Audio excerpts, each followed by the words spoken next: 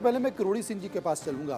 किरोड़ी सिंह जी, हाल के दिनों में भारत की कूटनीति बदली है, हाल के दिनों में भारत की नीति बदली है, हाल के दिनों में अंतर्राष्ट्रीय मंचों पर भारत ने अपनी उपस्थिति दी है और आर्थिक तौर पर भी भारत एक बड़ी मिसाल बनकर उभर कर आया है। ये क्या संकेत है पाकिस्तान के लिए, ये क्या संकेत है बांग्लादेश के लिए, ये क्या संकेत है उन देशों के लिए जो भारत की इस तरक्की को देखना नहीं चाहते, सुनना नहीं चाहते, महसूस करना नहीं चाहते? मनोज जी, भारत का जो दृष्टिकोण है वो बांग्लादेश केंद्रित या पाकिस्तान केंद्रित इतना संकीर्ण नहीं है। भारत का दृष्टिकोण है वो वैश्विक दृष्टिकोण है। भारत पूरे विश्व की प्रगति चाहता है, पूरे विश्व में शांति चाहता है और उसी दृष्टिकोण के साथ भारत अपनी प्रगति करना चाहता है। भारत का विकास की जो धारणा है अब दो कमों पे है, एक मेक इन इंडिया और दूसरा आत्मनिर्भर।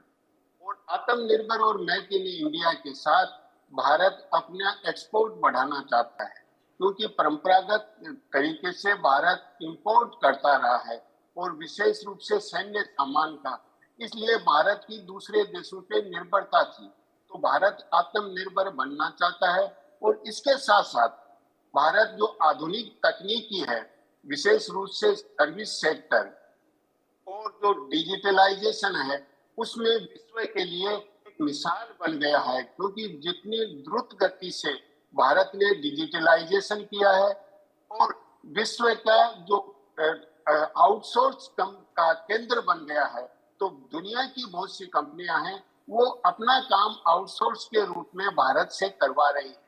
तो इस हिसाब से अगर देखें तो भारत बहुत ही तेज गति से काम कर रहा है, लेकिन भारत की ये गति पर्याप्त मैं नहीं कह सकता, क्योंकि दो दुनिया के देश हैं, विशेष रूप से भारत, चीन, अमेरिका, ये सब महसूस कर रहे हैं कि हमारा मैन्युफैक्चरिंग सेक्टर स्ट्रॉन्ग होना चाहिए। तो भारत अभी मैन्युफैक्चरिंग के साथ थोड़ा सा असेंबलिंग कर रहा है, बहुत से आइटम से वो दूसरे देशों से इंपोर्ट करने पड़ते हैं जी। तो भारत को अपने आइटम्स बनाने चाहिए, मैन्युफैक्चर करने चाहिए और अपने मैन्युफैक्चरिंग सेक्टर मजबूत करना चाहिए। और ये भारत नहीं, अमेरिका ने भी महसूस किया है, ट्रंप ने भी ये कहा है कि अमेरिका में मैन्युफैक्चरिंग सेक्टर बहुत कमजोर हो गया है, अमेरिका के मैन्युफैक्चरर बाहर चले गए हैं, वो बाहर मैन्युफैक्चरिंग करके टैक्स वहां देते हैं और फिर महंगे आइटम्स बना के फिर यहाँ अमेरिकन कस्टमर को बेचते हैं। तो उन्होंने ऑटो इंडस्ट्री जैसों से अपील की है कि आप मैन्युफैक्चरिंग को मजबूत कीजिए, क्योंकि जो बड़े देश हैं, चाहे चीन हो, भारत हो, अमेरिका हो, तो वो बिना मैन्युफैक्चरिंग सेक्टर के नहीं हो सकते। चीन की आज जो बहुत ही स्ट्रॉन्ग स्थिति है वो इसी की वजह से है कि मैन्युफैक्चरिंग। बिल्कुल आपने सही कहा कि चीन अगर मजबूत स्थिति में खड़ा है तो वो विश्व का सबसे बड़ा मैन्युफैक्चरिंग कंट्री है और आपने सही कहा कि पूरे दुनिया में वो एक्सपोर्ट करता है और उसके एक्सपोर्ट से भारत भी परेशान है और अमेरिका भी परेशान है, क्योंकि हर वो चीज़ जिसकी ज़रूरत आप महसूस करते हैं कील से लेकर और सैटेलाइट तक, उसमें ज़्यादातर योगदान चीन का देखा जाता है। मैं आपसे एक चीज़ पूछना चाहता हूँ, देश के प्रधानमंत्री नरेंद्र मोदी ने ट्रंप से फ़ोन पर बातचीत की है। स्वाभाविक तौर पर यह बातचीत एक बड़े कैनवस पर और बड़े दृष्टिकोण पर रही होगी, लेकिन हाल के समय में जो चैलेंजेस अमेरिका में दिखाई दे रहे हैं तमाम देशों के लोगों को, या इसको देखकर आप कैसे मानते हैं? और यह भी माना जा रहा है कि आने वाले समय में देश के प्रधानमंत्री बहुत जल्द अमेरिका की यात्रा कर सकते हैं। देखिए, मैं इसको इस रूप में देखता हूं कि एक लोकाचार है कि अमेरिका सबसे पुराना प्रजातंत्र है, भारत सबसे बड़ा प्रजातंत्र है। तो दोनों देशों में जो समानता है, दोनों देश पूरे दुनिया के लिए अपने पार्टनरशिप के लिए मिसाल है। तो दोनों इतने महान देशों के नेताओं की बातचीत होना एक बहुत अच्छा संकेत है। दोनों मिलकर पूरी दुनिया में शांति स्थापना करेंगे, दुनिया की प्रगति को सुनिश्चित करेंगे। अब इससे अगर पाकिस्तान को कोई परेशानी है, बांग्लादेश को परेशानी है, तो वो उनकी अपनी समस्या है। भारत इस तरह की कोई समस्या उनके लिए क्रिएट नहीं करता है। भारत कितना भी छोटा देश हो, पड़ोसी हो या दूर का हो, सब देशों की संप्रभुता, अखंडता का सम्मान करता है। तो भारत का दृष्टिकोण स्पष्ट है लेकिन भारत और अमेरिका की जो पार्टनरशिप है उसका महत्व भारत भी समझता है और अमेरिका भी भारत की जो पार्टनरशिप है उसको समझता है। लेकिन निश्चित रूप से भारत और अमेरिका के बीच में कुछ मुद्दे हो सकते हैं। जैसे H1B वीजा है तो उसका लगभग समाधान है, क्योंकि अमेरिका स्वयं चाहता है कि स्किल्ड मैन पावर की जरूरत है। और अमेरिका में जो ट्रंप के नजदीक है विवेक रामास्वामी और एलोन मस्क है, उन्होंने भी ये कह दिया H1B वीजा को लेकर कोई समस्या नहीं होनी चाहिए, नहीं तो अमेरिका अपनी प्रगति नहीं कर पाएगा, उसको लेके नहीं है। लेकिन जो इमिग्रेशन है उसको लेके वो प्रॉब्लम हो सकती है, कुछ मुद्दा हो सकता है। लेकिन वो जैसे हमारे विदेश मंत्रालय ने भी स्पष्ट किया है कि इस तरह की कोई समस्या नहीं है। जो भारत के नागरिक हैं उनको अगर एडिक्वेट एविडेंस होगा तो भारत लेने को तैयार है, तो वो भी कोई मुद्दा नहीं है। तो इस तरह के मुद्दे तो हैं, लेकिन ये मुद्दे सब गौण हैं जब हम पार्टनरशिप की तुलना करें और भारत और अमेरिका के जो साझा हित हैं अगर उनके तुलना में देखें तो ये मुद्दे गौण है। देखिए संप्रभु राष्ट्रों में मुद्दे होते हैं और मुद्दे होते हैं, विवाद किरोड़ी भी सिंह जी, होते हैं। बिल्कुल सही कहा आपने। असल में हर अपने देश की एक कूटनीतिक होती है, और यहाँ पर अगर आप देखें तो पाकिस्तान और अब पुराना बांग्लादेश नहीं लेकिन अब का बांग्लादेश और वहाँ की सियासत में बैठे तमाम लोग एक नैरेटिव गढ़ने की कोशिश करते हैं कि भारत मुस्लिम विरोधी है। भारत हमेशा मुस्लिम विरोधी संकेत देता रहा है। वो पाकिस्तान के खिलाफ साजिश रचता है, वो बांग्लादेश के खिलाफ साजिश रच रहा है। लेकिन तमाम देश इस बात की गवाही देते हैं कि उन्होंने अपने यहाँ का सर्वोच्च सम्मान, कई और मुस्लिम देश हैं, बहुत बहुत बड़ी संख्या है जो अपने यहाँ का सर्वोच्च सम्मान नरेंद्र मोदी को दे रहे हैं। नरेंद्र मोदी अगर वहाँ पहुँच रहे हैं, उनकी सरजमी पर पहुँच रहे हैं, तो वो संकेत दे रहे हैं कि भारत के बाहें, भारत के दरवाजे आपके लिए खुले हुए हैं, आइए खुले दिल से हम एक दूसरे की मदद करते हैं, एक दूसरे का साथ देते हैं। लेकिन ये संकेत पचता नहीं है पाकिस्तान को, ये संकेत पचता नहीं है बांग्लादेश को। देखिए जो पाकिस्तान की समस्या है उसके लिए भारत जिम्मेदार नहीं है। जहां तक मुस्लिम्स का सवाल है, पाकिस्तान से ज्यादा मुस्लिम भारत में है, बांग्लादेश से ज्यादा मुस्लिम भारत में है और बांग्लादेश का आवाम है वो भारत से कोई दुश्मनी नहीं चाहता है। पाकिस्तान का भी अगर हम आज के माहौल में देखें तो पाकिस्तान का आवाम ये नहीं चाहता कि हिंदुस्तान से कोई दुश्मनी हो। मैं आपको स्पष्ट रूप से बता देता हूं, पाकिस्तानी और हिंदुस्तानी अगर यूरोप में मिलते हैं, अमेरिका में मिलते हैं तो बहुत अच्छे दोस्त होते हैं। तो ये जो पाकिस्तान की सरकार का दृष्टिकोण है, एक जो अतिवादी सेक्शन का दृष्टिकोण है, वो दृष्टिकोण है। न तो पाकिस्तान के आवाम का दृष्टिकोण भारत विरोधी है, न बांग्लादेश के आवाम का है।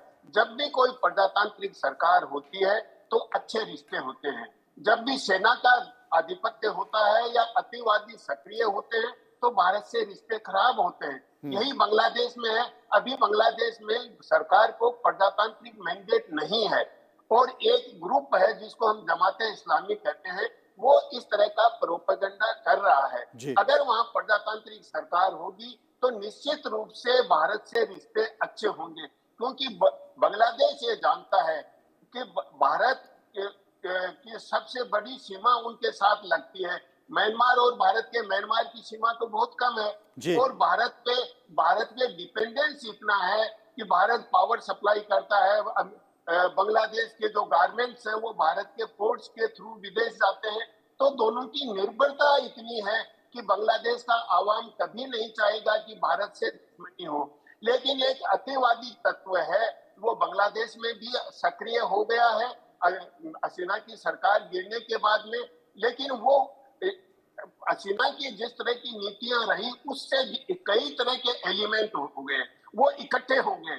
उसमें मोहम्मद यूनुस को भी कह सकते हैं कि मोहम्मद यूनुस पे भी हसीना ने बहुत से केसेस लगा दिए थे, फॉरेन करेंसी और दूसरे एम्बेजलमेंट, कई केसेस लगा दिए थे, लगभग 100 से भी ऊपर केस थे। तो मोहम्मद यूनुस भी उनके साथ हो गया, बीएनपी पे भी उनके साथ हो गई, जमाते इस्लामी, ये तो सब मिल गए हैं।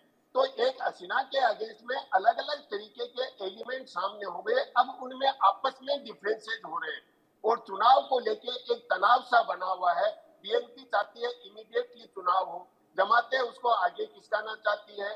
मोहम्मद यूनुस ने कह दिया कि मैंने 15 कमीशन बनाए थे, उनकी रिपोर्ट आ रही है और सबकी रिपोर्ट आने के बाद में एक कंसेंसस तैयार करेंगे, तो हो सकता है इस साल के अंत तक चुनाव करवा लें, और नहीं लेकिन तो अगर कंसेंसस नहीं आपने ठीक बनती है कहा, तो लेकिन वहां जो स्थिति बनी हुई है, वहां जो स्थिति बनी हुई है, क्योंकि बांग्लादेश में जो भी कुछ हुआ, बांग्लादेश में तख्ता पलट हुआ, उसके पीछे ये माना जाता है कि अमेरिका है, अमेरिका का डीप स्टेट है। और अब जिस तरीके से ट्रंप अमेरिका की गद्दी पर पहुंचे हैं, राष्ट्रपति की गद्दी पर पहुंचे हैं, और जो जुगलबंदी नरेंद्र मोदी और ट्रंप के बीच देखी जा रही है, कहीं ना कहीं मोहम्मद यूनिस परेशान है। देश के प्रधानमंत्री नरेंद्र मोदी ट्रंप से बातचीत करते हैं, और बातचीत में स्पष्ट तौर पर क्या ये माना जाए किरोड़ी सिंह जी कि बांग्लादेश को लेकर भी बात हुई होगी? क्योंकि अब तक बांग्लादेश जो संकेत दे रहा है वो भारत के खिलाफ संकेत दे रहा है, वो पाकिस्तान के नज़दीक जा रहा है, वो पाकिस्तान की सेना के नज़दीक जा रहा है, पाकिस्तान की सेना के साथ मिलकर भारत के एकता और अखंडता को नुकसान पहुंचाना चाह रहा है। निश्चित तौर पर क्या बांग्लादेश के मुद्दे पर मोदी और ट्रंप की बात हुई होगी, और ये भी बात हुई होगी कि ये सारे संकेत अमेरिका से निकल कर आए तो एक बार इसे ठीक किया जाए। देखिए, ये आप और हम कयास लगा रहे हैं, क्योंकि पूरी बात क्या हुई वो आप और हमें नहीं मालूम, वो मीडिया में नहीं आती है, जी। क्योंकि ये जिस तरह की बातचीत होती है उसमें हर इश्यू पे बातचीत हुई होगी। सबसे महत्वपूर्ण बातचीत हुई होगी कि अमेरिका और भारत दोनों किस तरह से सहभागी बने, विश्व में अपनी भूमिका निभा सकते हैं। और आपने कहा कि बांग्लादेश पाकिस्तान के नजदीक है, बांग्लादेश नहीं जा रहा, पाकिस्तान नजदीक आ रहा, और बांग्लादेश उसका प्रॉपर रेस्पॉन्स दे रहा है। तो पाकिस्तान का अपना इंटरेस्ट है, पाकिस्तान की सरकार है, तो विशेष रूप से वहां की सेना है, वो भारत के लिए समस्या बनना चाहता है, और भारत को ये चाहता है कि बांग्लादेश की तरफ से, पाकिस्तान की तरफ से किसी न किसी रूप में एक दहशतगर्दी का माहौल बनाया जाए और उसको सपोर्ट किया जाए। देखिए, बांग्लादेश है भारत के पूरब की साइड में है, तो पूरब की साइड में एक हम स्वर्णिम त्रिभुज कहते हैं, जहां अंडरवर्ल्ड, हथियारों का व्यापार, ड्रग्स का व्यापार ये तैयार होता है। पश्चिम की तरफ एक अर्धचंद्र कहते हैं, गोल्डन क्रिसेंट, वहां भी हथियारों का व्यापार, ड्रग्स का व्यापार, एक अंडरवर्ल्ड तैयार होता है। तो दोनों तरफ से पाकिस्तान चाहता है कि भारत में जो एक तरह का हथियारों का इलीगल व्यापार या ड्रग्स का व्यापार होता है, उसको दहशतगर्दी को लाइफ लाइन के रूप में कन्वर्ट करके भारत में दोनों तरफ से दहशतगर्दी फैलाई जाए। तो ये पाकिस्तान का अपना असेसमेंट हो सकता है, लेकिन उसका भारत पे कोई बहुत ज्यादा प्रभाव पड़ेगा, पाकिस्तान अब उतना कर पाएगा मुझे नहीं लगता है। जहां तक ट्रंप का सवाल है, ट्रंप ने प्रारंभ से ही कहा है कि बांग्लादेश में माइनॉरिटीज पे अत्याचार हो रहा है, उसमें हिंदू, क्रिश्चियन, बुद्धिस्ट सबका नाम लिया है। तो इस तरह के वो किस तरह के एटीट्यूड के खिलाफ है कि किसी तरह का एक्सट्रीमिज्म हो और दुनिया में कहीं भी माइनॉरिटी पे अत्याचार हो। लेकिन बाइडेन प्रशासन के टाइम में जो ग्रांट सैंक्शन होने की मिलने का था बांग्लादेश को, उसके लेके भी वो भी खटाई में पड़ सकती है ट्रंप के टाइम में। भारत की वजह से नहीं, भारत ये नहीं कहेगा कि आप उसको पैसा मत दो, लेकिन ट्रंप का अपना जिस तरह का दृष्टिकोण है, क्योंकि 90 दिन के लिए जितने भी फॉरेन ग्रांट थी, फॉरेन असिस्टेंस थी, उस सब पे रोक लगा दिया है। और उन्होंने कहा है कि जो उनका सेक्रेटरी है रोबियो, फॉरेन सेक्रेटरी, वो रिव्यू करेंगे और रिव्यू करके केस टू केस देखेंगे कि किस तरह से वो ग्रांट भेजी जाए, रिलीज की जाए। तो वो वहां की सरकार की पॉलिसी है। भारत ऐसा में कुछ नहीं कर रहा है कि बांग्लादेश के कोई ये संकट खड़ा करे। तो निश्चित रूप से दक्षिण एशिया में शांति कैसे हो, इसको लेके जरूर बात हुई होगी भारत के प्रधानमंत्री और अमेरिका के प्रेसिडेंट के रूप में, क्योंकि भारत ये चाहता है कि दुनिया में हर क्षेत्र में शांति हो, हर क्षेत्र प्रगति करे और एक मानवतावादी